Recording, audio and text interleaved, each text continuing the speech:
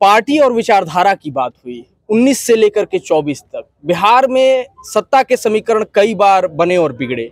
इसकी वजह से कहीं ना कहीं पर जो जनप्रतिनिधि थे वो अपने कार्यकर्ताओं को साध नहीं पाए, गठबंधन के तौर पर पूरी तरीके से उनके साथ संपर्क नहीं बना पाए। ऐसे में कितनी मुश्किलें आने वाली हैं इस चुनाव में सहयोगी दलों के कार्यकर्ताओं को साधने में, क्योंकि एक समय यह भी था जब आखिरी बार मुझे याद है सत्ता के समीकरण बदले थे, कार्यकर्ता जमीनी स्तर पर या कहा जाए प्रखंड स्तर पर अपनी हिस्सेदारी के लिए आवाज उठाने लगे थे, विरोध के स्वर मुखर हो रहे थे। ऐसे में कितनी मुश्किल आने वाली है चुनाव में कार्यकर्ताओं को साधने में।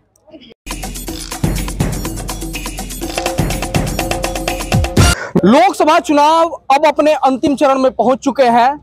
आने वाले दिनों में गोपालगंज में मतदान होने वाले हैं और हमारे साथ हमसे बातचीत करने के लिए भोरे विधानसभा क्षेत्र से विधायक और बिहार सरकार में शिक्षा मंत्री श्री सुनील कुमार जी मौजूद हैं। सबसे पहले स्वागत है सर आपका द पॉइंट मीडिया चैनल पर। आपका बहुत बहुत शुक्रिया। गोपालगंज लोकसभा सीट से जो एनडीए के प्रत्याशी हैं डॉक्टर आलोक कुमार सुमन जी, उनका जो पिछला कार्यकाल रहा है, यदि जनता उसकी समीक्षा करती है तो एक एंटी इनकम्बेंसी दिखाई देती है, खासतौर पर ग्रामीण क्षेत्रों में। ये कहा जा रहा है कि सांसद जी एयरपोर्ट से आगे बढ़ ही नहीं पाए हैं। इस पर आप क्या कहना चाहेंगे?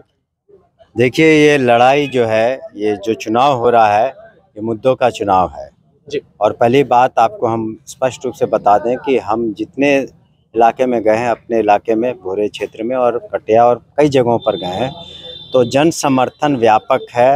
एनडीए के उम्मीदवार जो डॉक्टर आलोक कुमार सुमन जो तीर छाप पर चुनाव लड़ रहे हैं जी। और 1 नंबर पर, सीरियल नंबर पर है, जन समर्थन व्यापक है एनडीए के प्रत्याशी के समर्थन में। और हमें पूरी उम्मीद है कि काफ़ी अच्छे मतों से यहाँ के जो एनडीए के उम्मीदवार हैं डॉक्टर आलोक कुमार सुमन जीतेंगे।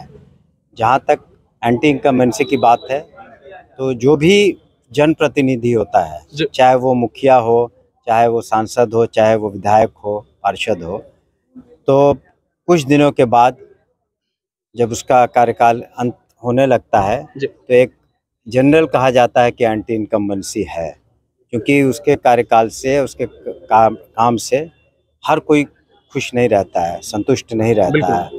लेकिन जो हम लोगों की एनडीए की विचारधारा है, माननीय नीतीश कुमार ने जो काम किया है यहाँ पर गोपालगंज जिले में, और माननीय प्रधानमंत्री के मदद से जो काम हुए गोपालगंज जिले में, आप मेरे क्षेत्र को ही ले लीजिए, वहाँ पर जो 127 करोड़ का सब ग्रिड पावर स्टेशन बन रहा है, या आने वाले दिनों में 70 करोड़ का डेयरी प्लांट बनेगा, तो उससे रोज़गार के अवसर होंगे। शिक्षा विभाग को ले लीजिए, 2 लाख के भी हाल में सभी को नौकरी मिली है। तो कुल मिला के व्यक्ति विशेष जो मतदाता होता है, सिर्फ एक व्यक्ति के लिए वोट नहीं देता है, वो वोट देता है कौन सी पार्टी या गठबंधन का है, दूसरी उसकी विचारधारा कैसी है, और आने वाले वक्त में वो जो मतदाता सुरक्षित है कि नहीं, उसका भविष्य कैसा है, इन सभी बातों को लेकर। और कैंडिडेट उसका एक सिर्फ प्रतिनिधित्व करता है उस पार्टी का। तो कैंडिडेट इम्पोर्टेंट होता है, लेकिन उससे कहीं ज़्यादा इम्पोर्टेंट होता है कौन सी पार्टी है, कौन सा गठबंधन है, उसकी विचारधारा क्या है, उसकी भविष्य क्या है, लोगों में सुरक्षा की भावना क्या है, और जितने विकास के काम हुए और भविष्य में होंगे कि नहीं, शिक्षा, स्वास्थ्य की क्या व्यवस्था है, रोडों की क्या स्थिति है। तो यहाँ पर हम लोगों ने तो कटिया बाईपास बनवाया, रेफरल हॉस्पिटल की अच्छी व्यवस्था है, सभी ब्लॉक में नए एम्बुलेंस हैं, नए फायर ब्रिगेड हैं जब आग लगती है। तो इन सब की समीक्षा करके उसके बाद लोग डिसाइड करते हैं। सिर्फ कैंडिडेट के ऊपर डिसीजन नहीं होता है कि अमुक व्यक्ति कैंडिडेट है इसलिए उसी पर डिसीजन, बहुत सारे फैक्टर्स को लेकर के होता है। और अगर सभी फैक्टर्स को लेकर के डिसीजन यहाँ के मतदाता लेने वाले हैं, तो निश्चित रूप से हमारे एनडीए के कैंडिडेट और डॉक्टर आलोक कुमार सुमन विजयी होंगे। ये बात सही है कि उन्होंने भी बहुत सारे काम किए हैं अपने इलाके में, चाहे वो हवाई अड्डा का हो, अन्य काम भी है, लेकिन पूरा जन समर्थन भी है और एनडीए परिवार भी उनके साथ समर्थन में खड़ा है। और हर कार्यकर्ता, अभी जो कार्यालय का हम लोगों ने उद्घाटन किया, आज सुबह विजयपुर में किया, तो हम ही लोग लगे हुए हैं, हम सभी लोग एनडीए के एक साथ हैं। और हम लोग कार्यकर्ता पहले हैं, बाद में नेता हैं, प्रतिनिधि हैं और सब कुछ है। जिंदाबाद जिंदाबाद जिंदाबाद। पार्टी और विचारधारा की बात हुई। 19 से लेकर के 24 तक बिहार में सत्ता के समीकरण कई बार बने और बिगड़े।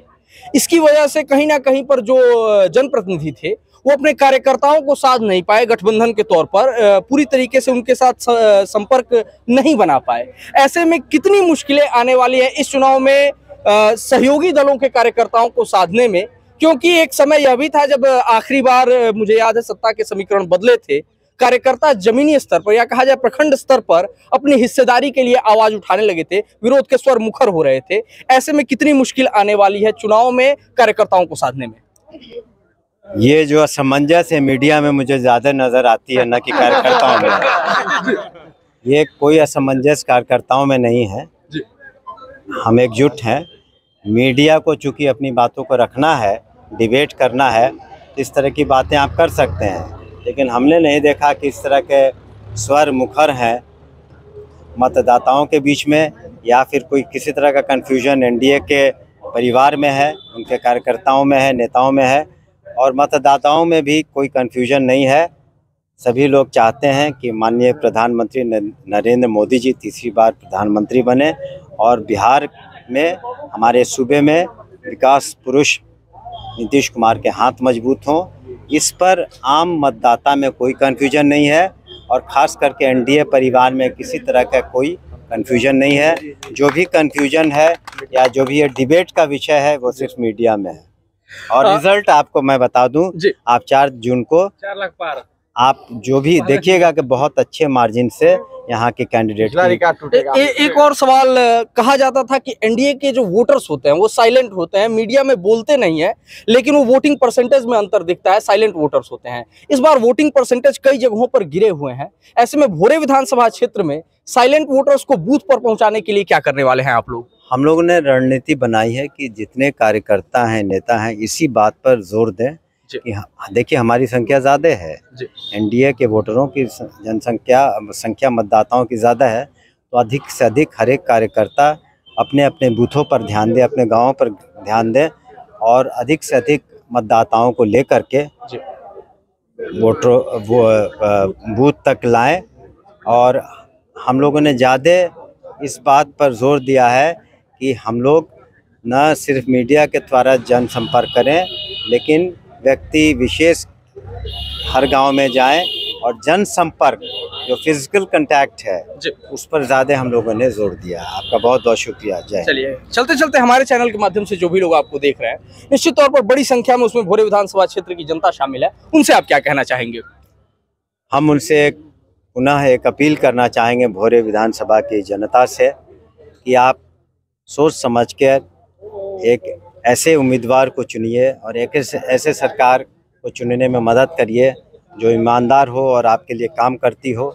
इसलिए हम आपसे अपील करते हैं कि गोपालगंज के लोकप्रिय प्रत्याशी जो एनडीए के उम्मीदवार हैं डॉक्टर आलोक कुमार सुमन, जो तीर छाप पर चुनाव लड़ रहे हैं और 1 नंबर सीरियल पर उनका नाम आता है, ईवीएम का बटन दबाकर उन्हें भारी मतों से विजयी बनाएं और गोपालगंज की तस्वीर और बेहतर हो, इसमें आप अपना सहयोग दें। बहुत बहुत शुक्रिया। चलिए, हमसे जुड़ने के लिए बहुत बहुत धन्यवाद।